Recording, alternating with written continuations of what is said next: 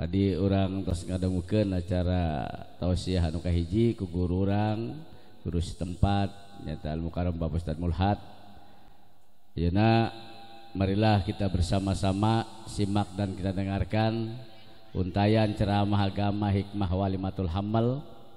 Insyaallah bari disampaikan ku anu mulia ada ilallah sahibil fadilah Al Mukarram Bapak Kiai Haji Khatibul Umam nu leuwih terkenal dengan julukan Ki Jagat Samudra anu tisarakan sepatan. Begitu waktu senarang tempat ka anu mulia Al Mukarram Bapak Kiai Haji Khatibul Umam dengan segala hormat mangga dipersilahkan.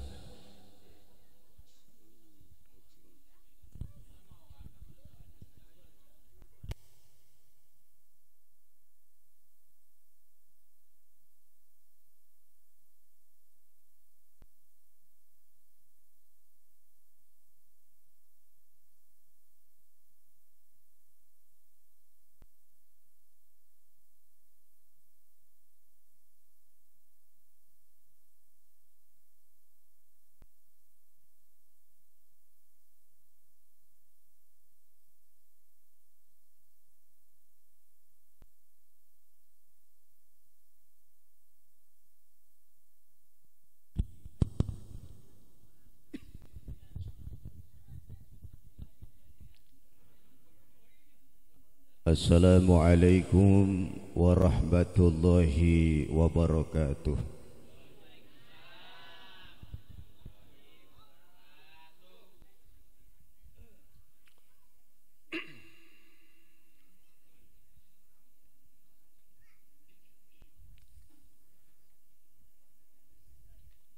Kalau jawab salam sambil makan suaranya nggak ada, apalagi sambil ngisep rokok.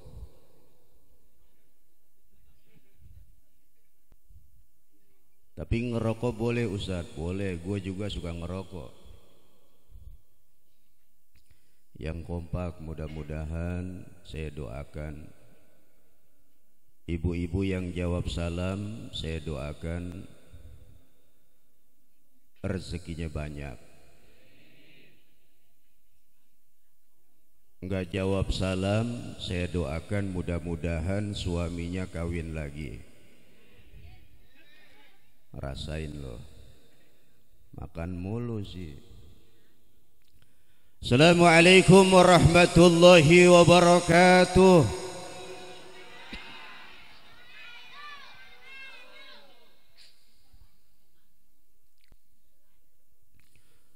Alhamdulillah,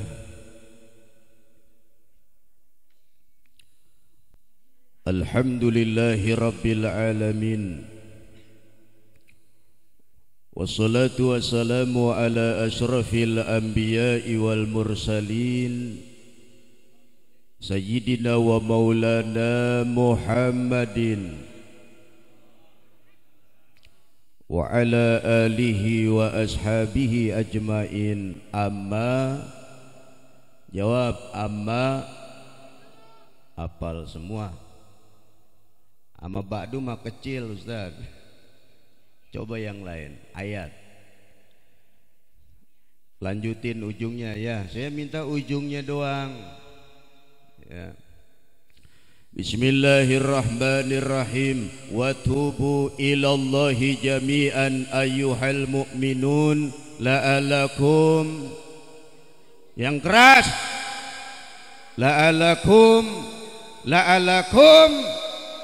La'alakum tuflihun.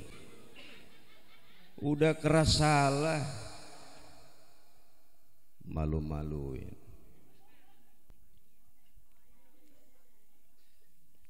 Enggak apa-apa salah, yang penting happy, yang penting senang, gembira.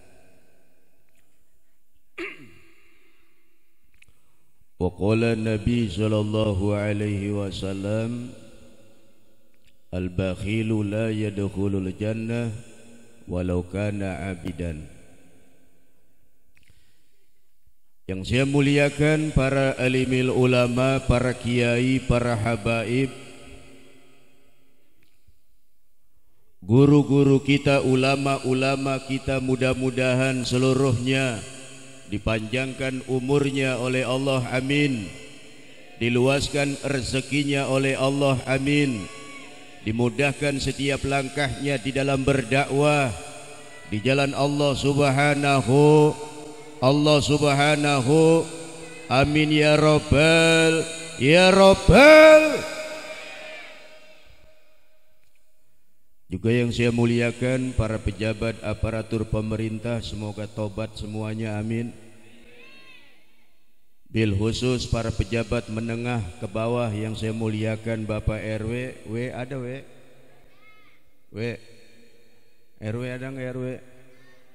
Datang nggak? Mana dia orangnya? Kalau nggak datang berkatnya jangan dianterin. RW mana berkatnya 3 insya Allah ya.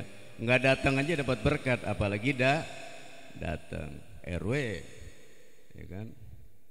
Juga yang saya muliakan Bapak RT, RT-nya ada, alhamdulillah.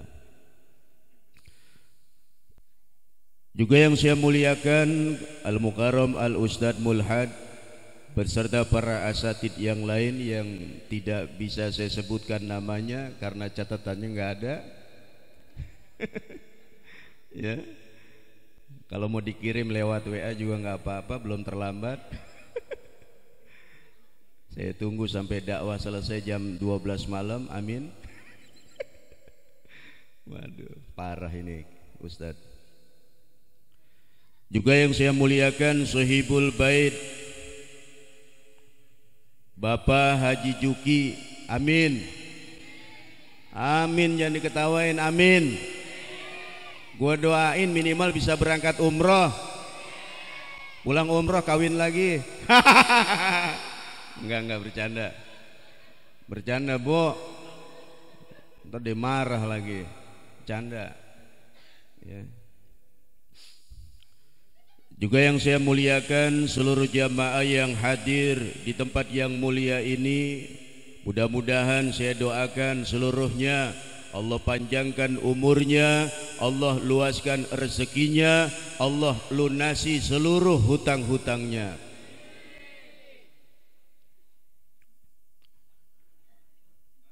Alhamdulillah pada malam ini saya Khatibul Umam, biasa dipanggil Jagat Samudra, asli Jakarta, tinggal di Sarakan, baru 10 tahun, ngajar di Pondok Pesantren Darul Mutakin Cadas, baru 30 tahun ngajar. Ini perkenalan ya. Jadi saya nggak bisa bahasa Sunda karena tinggal saya di Kemandoran 1, Kebayoran Lama, Jakarta Selatan, Indonesia. Haha, komplit ya. Nggak bisa bahasa Sunda, jadi bisanya bahasa nasional. Mudah-mudahan paham semua. Kalau ibu-ibu nggak paham, tolong diterjemahin bahasa saya sama sebelahnya ya. Allah itu Maha Pengasih, Allah itu Maha Penyayang. Kalau sudah tahu Allah itu Maha Pengasih, kenapa kita pelit? Nah ini nih, kita tahu Allah Maha Memberi, kita tahu Allah Maha Pengasih, kenapa kita pelit? Allah akan memberikan rezeki kepada hambanya yang suka berbagi. Allah akan memberikan rezeki kepada hambanya yang senang bersedekah. Allah akan membagikan rezeki kepada hambanya yang suka menolong kesulitan orang lain. Jadi kalau sudah tahu Allah itu Maha Pengasih, kenapa kita menjadi hamba yang pelit? Orang pelit saja tidak suka sama orang pelit. Betul nggak? Orang pelit nggak suka sama orang pelit. Salah satu di antara tanda orang pelit, kalau dia minum kopi, biar temennya kagak minta, kopinya diludahin. Orang pelit. Orang pelit. Kalau dia makan Indomie temannya supaya nggak minta, dikasih upil dikit. Orang pelit, kata Nabi, orang pelit kuburannya sempit. Jadi kalau sudah tahu Allah itu Maha Pengasih, sayangi makhluk. Beri makan orang yang lapar, beri minum orang yang haus, itu amalan yang disukai oleh Nabi.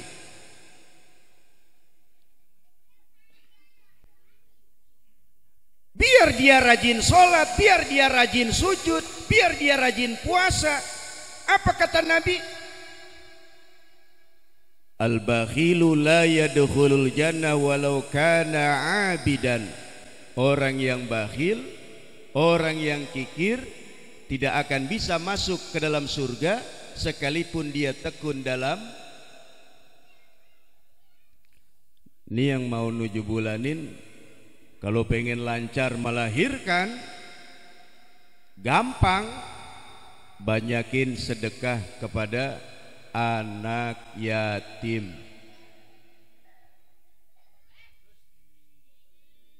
Biarin dia lagi gembira. Banyakin sedekah sama anak yatim. Jadi kalau lahiran pengen gampang, nggak usah susah-susah Pak. Di sini kalau ada anak yatim, datengin anak yatim, santunin anak yatim, udah itu aja. Insya Allah lahirannya gampang, lahirannya mudah. Doa anak yatim tembus 7 lapis langit. Itu aja udah urusannya dah. Pengen punya anak soleh, santunin anak yatim. Pengen punya suami soleh, santunin anak yatim. Pengen bisa haji, santunin anak yatim. Pengen kawin lagi, jangan terbininya marah. Bo, ini Ustadz sial nih. Enggak, emang kalau ceramah kalau nggak ada selingannya kurang enak. Ya. Anak yatim.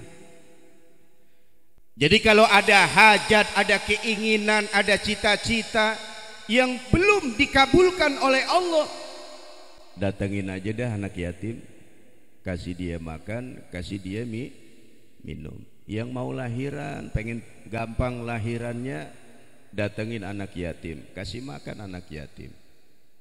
Gitu. Jadi Allah itu sangat senang, Allah itu sangat suka, Allah itu sangat cinta kepada orang yang senang berbagi. Percaya, itu konsep rezeki.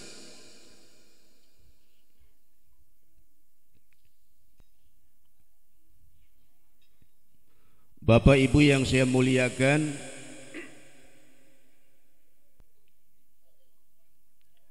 ada sebuah kisah Nabi Zakaria. Nabi Zakaria ini dulu menikah dalam usia 30 tahun. Istrinya umurnya 20 tahun. 10 tahun pertama mendambakan seorang anak, belum dikasih anak. 10 tahun yang kedua mendambakan anak, belum dikasih anak. 10 tahun yang ketiga mendambakan anak, belum dikasih anak. 10 tahun yang keempat mendambakan anak, belum dikasih anak. Sampai usianya 70 tahun belum dikasih anak. Ini saya kepengen kasih tahu bahwa ilmu Allah lebih canggih daripada ilmu kedokteran. Jadi jangan percaya 100%. Umpama sudah divonis mandul, gak bakalan punya anak, ganti casing. Coba lu tes bini orang, kurang ajar. Nggak boleh begitu saudara ya. Lalu Nabi Zakaria berdoa, terus berdoa kepada Allah, nggak pernah berhenti. Jadi begini Bu, kalau cara berdoa ya. Orang itu kalau berdoa terus menerus tidak berhenti, terus menerus dia tidak berhenti, tidak bosan dia berdoa, terus meminta kepada Allah, Allah akan kabulkan hajatnya. Allah akan kabulkan hajatnya. Sama kayak anak kecil kepengen minta sepeda, hari Senin nangis, Selasa nangis, Rabu nangis, Kemis nangis, Jumat ibu bapaknya musyawarah, yuk kita jual kalung tuh. Anak pengen motor, ngambek, Senin nggak makan, Selasa nggak makan, Rabu nggak makan, Kemis nggak makan, mati. Kirain masih hidup ya. Akhirnya kompromi orang tua, yuk kita jual tanah no di sono. Tuh. Allah itu kalau diminta, terus menerus kita meminta dan tidak pernah berhenti meminta kepada Allah, fahuwa hasbuh. Allah pasti akan mencukupi. Jangan bosan saudara. Ud'uni astajib, berdoalah kepadaku kata Allah, niscaya akan aku. Enggak ada yang mustahil bagi Allah. Kalau Allah berkehendak pasti akan terjadi. Oh dia mandul enggak punya anak, kata dokter, kata Allah jadi. Oh ini ada kistanya, ini ada kankernya, kagak bakal bisa punya anak, kata Allah kun jadi bisa punya anak. Nanti caranya dikasih tahu sama Ustadz. Jangan putus asa, jangan terlalu percaya dengan medis. Bukan medis nggak benar, medis itu benar. Iya betul, dokter itu pintar, dokter itu kuasa. Tapi ada yang lebih berkuasa. Siapa? Allah subhanahu wa ta'ala, yang lebih berkuasa daripada dokter-dokter itu. Jadi keyakinan kita kepada Allah. Saya mau tanya nih, kalau ada perempuan cantik, umurnya 20 tahun, udah lulus SMA, ya, masukin ke dalam kamar 3 bulan kunci, kira-kira bunting nggak? Hamil nggak kira-kira? Nggak ada lakinya, taruh aja di kamar. Kira-kira bisa hamil nggak? Nggak bisa. Tapi kalau Allah berkehendak, kun fayakun, kun jadi terjadilah. Siapa itu? Siti Maryam. Siti Maryam tidak punya suami tapi bisa mengandung. Siti Maryam bisa hamil tapi bisa mengandung. Iradah Allah, biwahdaniyah, kehendak Allah. Nggak mungkin Ustaz yang bertahun-tahun nikah, 10 tahun, 20 tahun, tiap malam Jumatan, malam sunnah, tiap malam bikin adonan, enggak punya anak. Masa iya enggak ada suaminya kok bisa punya anak? Bisa. Siti Maryam dengan kekuasaan Allah.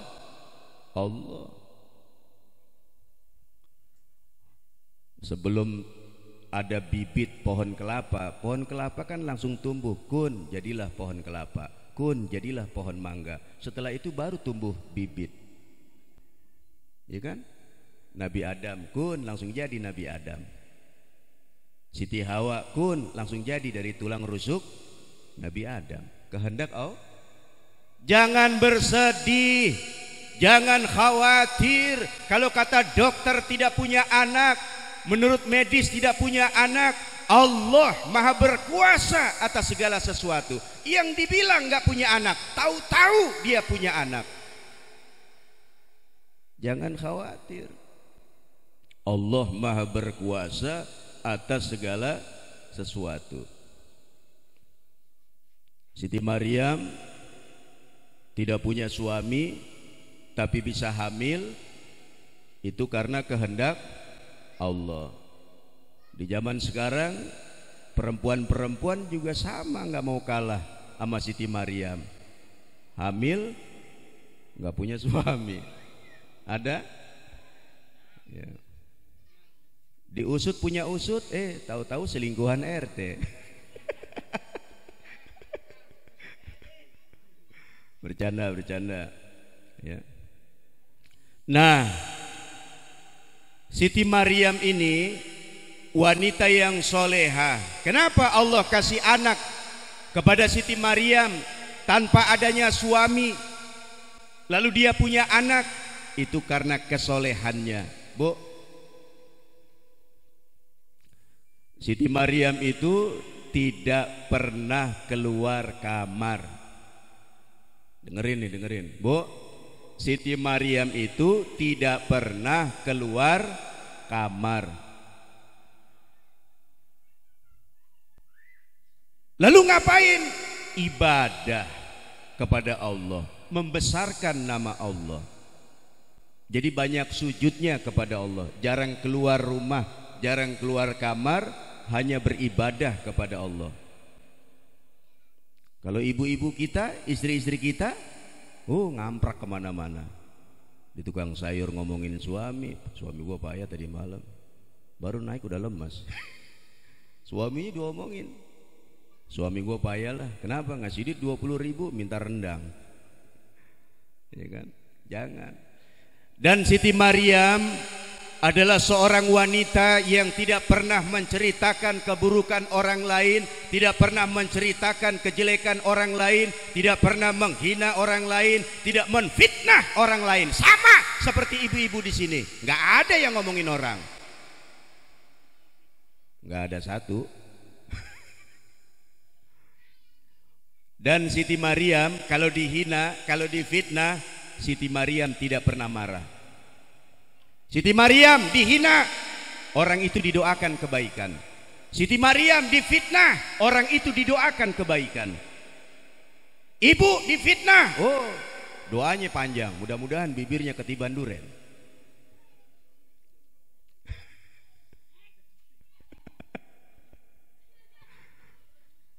Jadi kenapa Siti Maryam oleh Allah diberikan putra yang terbaik bernama Isa alaihissalam? Dengan ketekunan ibadahnya, dengan akhlak yang mulia. Karena Allah cinta kepada Siti Maryam, karena Allah sayang kepada Siti Maryam, dengan akhlaknya, dengan ibadahnya, dengan budi pekerti yang luhurnya. Jadi kalau pengen disayang Allah, jaga nah itu dia, bagus ya. Satu ketika Nabi Zakaria masuk ke dalam mihrabnya Siti Maryam. Kaget, karena di dalam mihrabnya itu tempat Siti Maryam ibadah, ada makanan, ada buah-buahan yang gak ada di dunia. Nabi Zakaria berkata, wahai Siti Maryam, ini makanan, ini buah-buahan dari mana? Dari mana datangnya? Ini bukan makanan dunia, ini bukan buah-buahan dunia. Ini makanan surga, buah-buahan dari surga. Dari mana, wahai Maryam? Gak ada orang yang datang bertemu denganmu, wahai Maryam, kecuali aku yang suka berkunjung kepadamu. Gak ada yang bawa makanan buat kamu, gak ada yang bawain buah-buahan buat kamu, gak ada yang menjenguk kamu kecuali saya, wahai Maryam. Dan kamu tidak pernah keluar, wahai Maryam. Dari mana ini makanan? Dari mana ini buah-buahan? Apa jawab Siti Maryam? Dari Allah subhanahu wa ta'ala.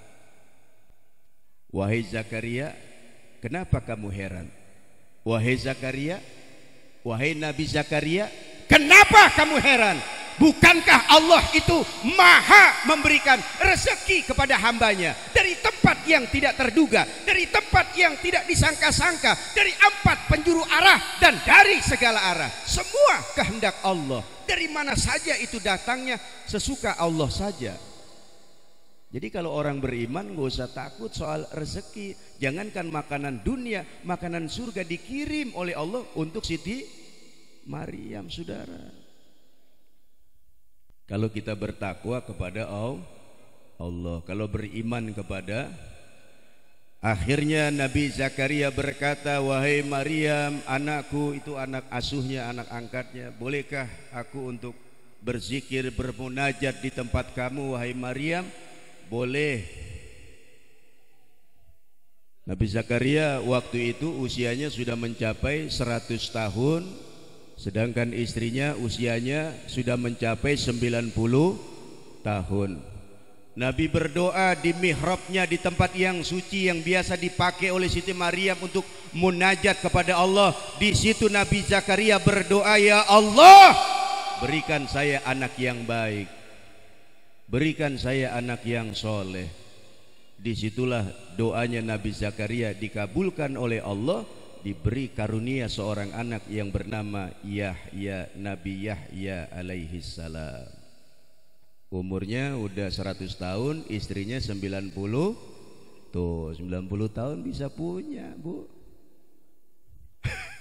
Ustadz kalau 90 tahun hamil ngadannya gimana? Gampang. Masya Allah. Ada kisah begini, coba perhatikan baik-baik. Jangan putus asa, jangan putus harapan. Hei para wanita, jangan putus asa, jangan putus harapan. Kalau dokter bilang tidak punya anak, jangan terlalu percaya kepada dokter. Masih ada yang lebih berkuasa daripada dokter, yaitu Allah Subhanahu wa ta'ala. Ada kisah seorang perempuan yang sudah divonis sama dokter nggak punya anak, tapi bisa punya anak. Bagaimana caranya Ustadz? Nih saya kasih tahu ceritanya.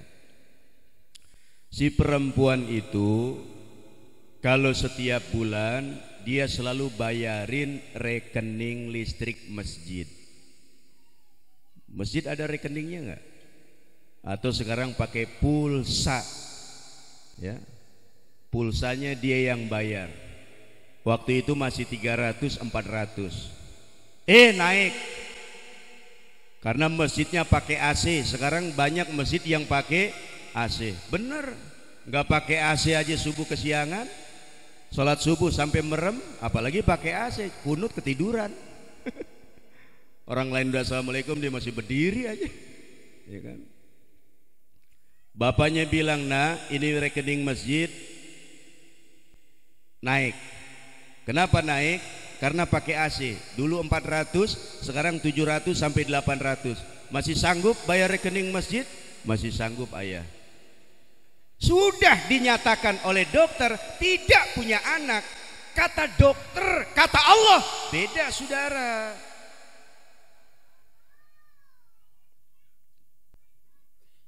Dikerjain nama dia bertahun-tahun, dia menikah. Ya kan, menikahlah bertahun-tahun. Apa yang terjadi? Di dalam pernikahannya beberapa tahun kemudian keajaiban datang. Itu si perempuan bisa hamil. Ada penyebabnya Ustadz? Ada. Sedekah rekening masjid, dia yang bayar setiap bulannya. Turun rahmat Allah kepadanya. Allah kasih karunia, penyakitnya dibikin hilang. Diperiksa oleh dokter, penyakit kistanya nggak ada. Diperiksa oleh dokter, subur kandungan rahimnya. Dokter geleng-geleng kepala, lalu ditanya, kemana kamu berobat? Saya nggak berobat kemana-mana, saya cuman bayarin rekening masjid. Oh, kata dokter, itu keajaiban. Jadi jangan takut, saudara. Allah itu maha berkuasa. Tiap tahun mangga kita petik, tumbuh lagi. Tiap tahun duren kita petik, tumbuh lagi. Tiap tahun rambutan kita petik, tumbuh lagi. Jambu tiap tahun kita petik, tumbuh lagi. Bayangin coba, yang gak kita minta aja dikasih tumbuh terus sama Allah. Cuman kita ini sayangnya banyak berterima kasih kepada makhluk yang bernama manusia, tapi jarang berterima kasih kepada Allah. Kita banyak berterima kasih kepada makhluk. Terima kasih Pak sudah bawain saya berkat. Padahal mas saya nggak datang, tapi berkat nyampe juga. Alhamdulillah, terima kasih ya. Nggak tahu malu loh. Umpama ini mah, ya kan? Terima kasih Pak sudah nolong istri saya. Biaya rumah sakit ditolong, dibantu. Kalau nggak ada bapak, istri saya mungkin nggak ditanganin sama dokter. Terima kasih Bu, anak saya bisa lulus ujian, bisa diterima.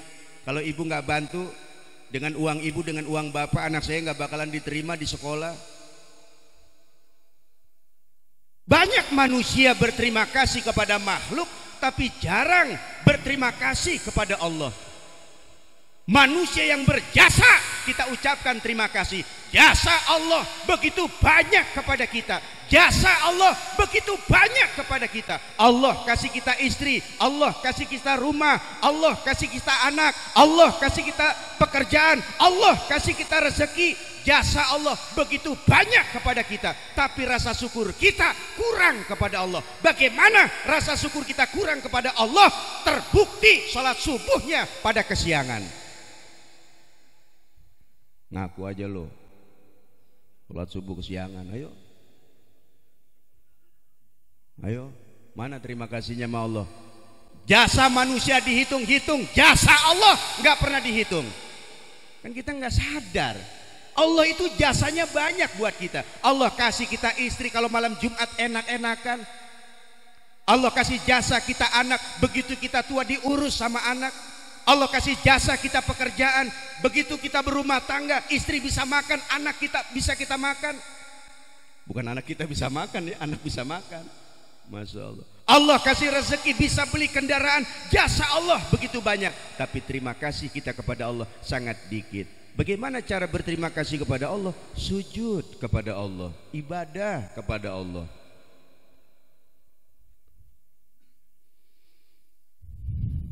Terus apa jangan nih?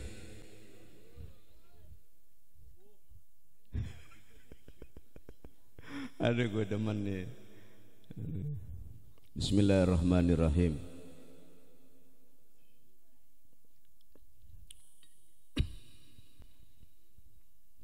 Itu yang pertama, saudara. Dia jadi bisa punya anak gara-gara bersedekah. Jadi jangan takut. Jangan takut, usaha terus. Nabi Zakaria dari umur 30 tahun, pas umur 100 tahun dikasih anak. Ya, jangan putus asa. Ada lagi kisah seorang perempuan, dia menikah dengan seorang anak muda, nggak dikasih anak. Kata dokter, mandul nggak punya anak. Dokter lagi dia ngomong, benar menurut medis. Tapi kita punya Allah, saudara. Kita punya Allah. Nikah lagi, nggak punya anak lagi. Akhirnya maaf ya.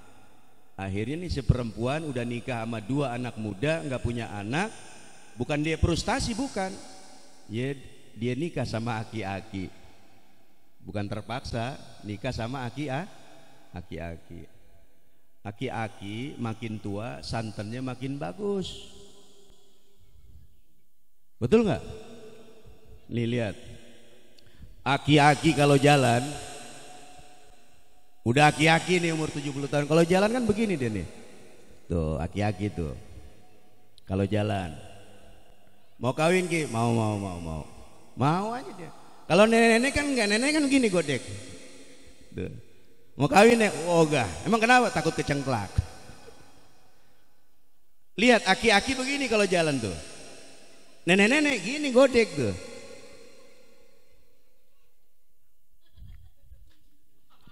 Aki-aki umur 70 tahun kawinin sama anak perawan 20 tahun, hamil nggak tuh? Santannya bagus. Nenek-nenek umur 70 tahun kawinin sama perjaka umur 20 tahun, hamil nggak? Nggak ada. Yang ada besok pengumuman di masjid, saudara-saudara, anak muda yang kemarin kawin telah meninggal dunia disebabkan karena minum susu kadaluarsa.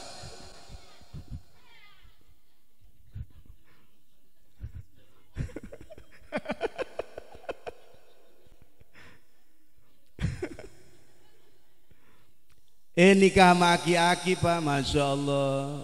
Nikah sama aki-aki, itu bingung si perempuan. Hamil punya anak dikasih 1. Saya lihat tuh aki-aki karena kelihatan di mata saya. Itu aki-aki kalau malam dia sholat tahajud, kalau datang suara azan dia buru-buru ke masjid. Bahkan sebelum azan udah ke masjid.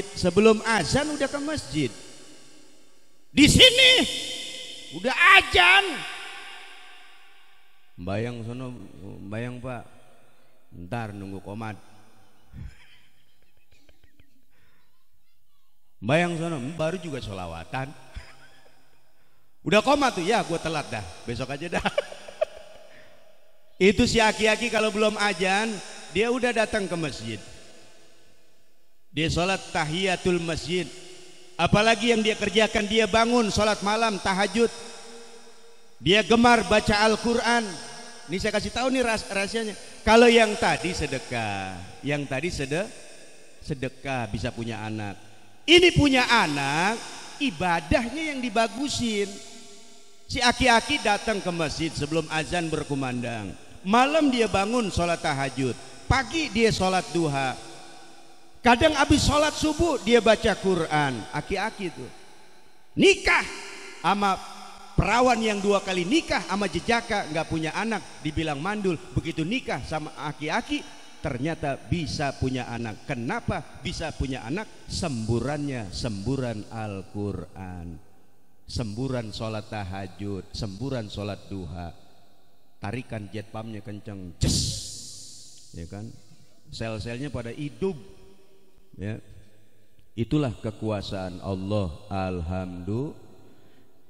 Jadi bapak ibu yang sudah lama menikah atau kita punya anak sudah lama menikah belum punya anak, jangan khawatir. Allah Maha berkuasa atas segala sesuatu. Allah Maha berkuasa atas segala sesuatu. Yang terakhir, sekarang ini musim penyakit luar biasa. Ini saya kasih tahu. Kalau sudah bosan minum obat, saya kasih tahu nih, bosan minum obat, ya. Saya sudah berobat Ustaz. Saya sudah minum kapsul yang gede, yang segede lontong. Minum pil gede segede martabak. Saya berobat ke dokter yang paling gondrong, yang sampai jidatnya licin, sampai palanya botak, udah nggak sembuh juga. Coba berobat kepada Allah. Jadi waktu itu, ini maaf yang sakit-sakit ya, supaya sakitnya sembuh gitu. Yang udah diobatin gak sembuh-sembuh. Ini kadang-kadang kita kalau sakit gak mau sholat sih. Sholat, gua lagi sakit. Lu aja yang gak sakit sholat, sono. Nggak ngerasain sih lu. Ruku aja pala gua puyeng. Nggak sholat juga lu puyeng. Masya Allah. Ada seorang bapak-bapak yang oleh dokter sudah divonis 2 minggu lagi dia akan wafat. Ini masih jamaah saya sendiri ya yang bercerita.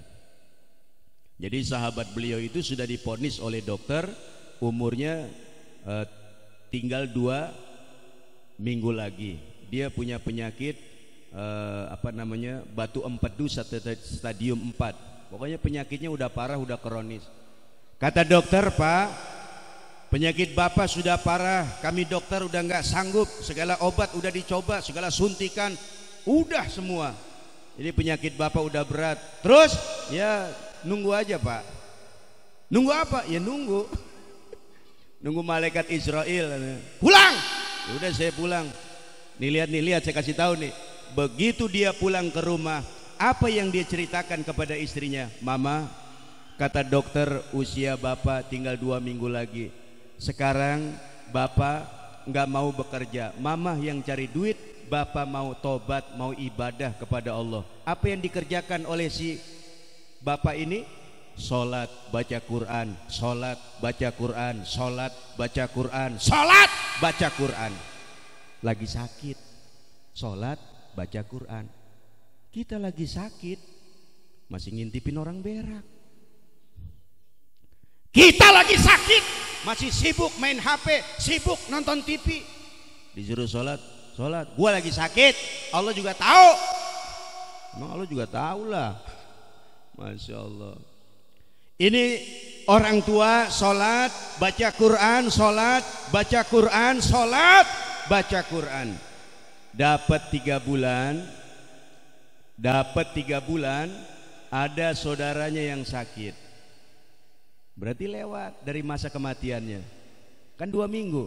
Ternyata sampai 3 bulan.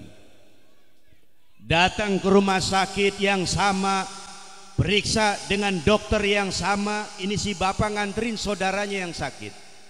Begitu ketemu dengan dokter, dokternya bengong. Dokternya berkata, "Pak, belum mati." Kurang aja tuh dokter. Belum mati. Alhamdulillah dok, panjang umur.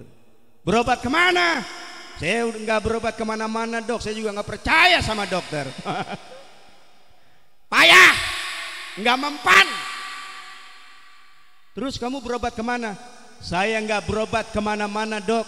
Begitu dokter bilang usia saya cuma 2 minggu, saya tobat kepada Allah. Saya kerjanya hanya sholat, baca Quran, sholat, baca Quran, sholat, baca Quran. Itu yang saya kerjakan. Alhamdulillah sampai sekarang saya belum mati juga dok. Hebat kata dokter.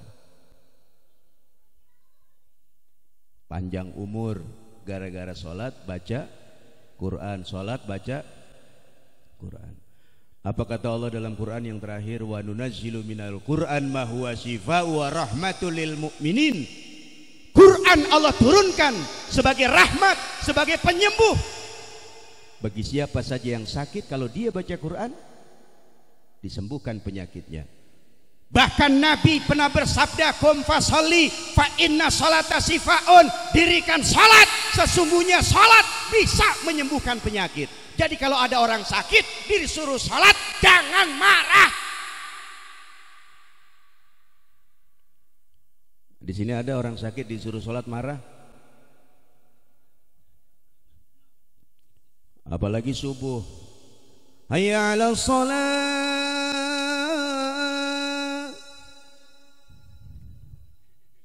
Istrinya bangunin tuh, bangun Pak, udah azan loh. Nggak mau bangun juga, nggak usah diomelin, jangan. Ambil surat Yasin, bacain di telinga kanan. Yasin wal Qur'anil Hakim, innaka laminal mursalin ala siratin mustaqim. Bacain sampai habis. Pulas. Masih ada harapan telinga kiri. Yasin nggak mempan telinga kanan, telinga kiri bacain talqin. La ilaha illallah, la ilaha illallah, la ilaha illallah, la ilaha illallah, la ilaha illallah. Udah mulai bangun tuh. Udah mulai bangun. Wah, gua ditahlilin nih. Jangan-jangan modar gua nih.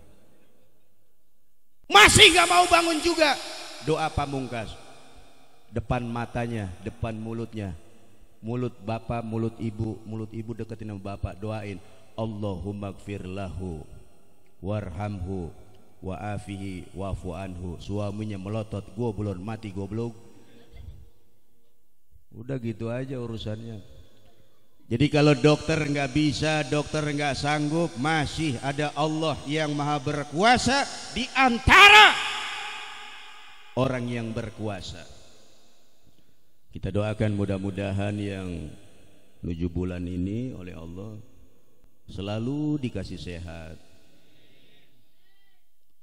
kemudian melahirkan dalam keadaan mudah, dalam keadaan lancar, dan mudah-mudahan anaknya dijadikan anak yang soleh atau solehah. Bi barakati al-Fatihah.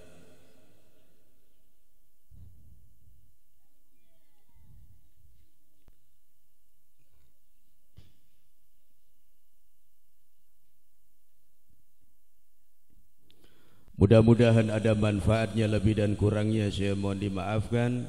Billahi taufiq wal hidayah. Assalamualaikum warahmatullahi wabarakatuh.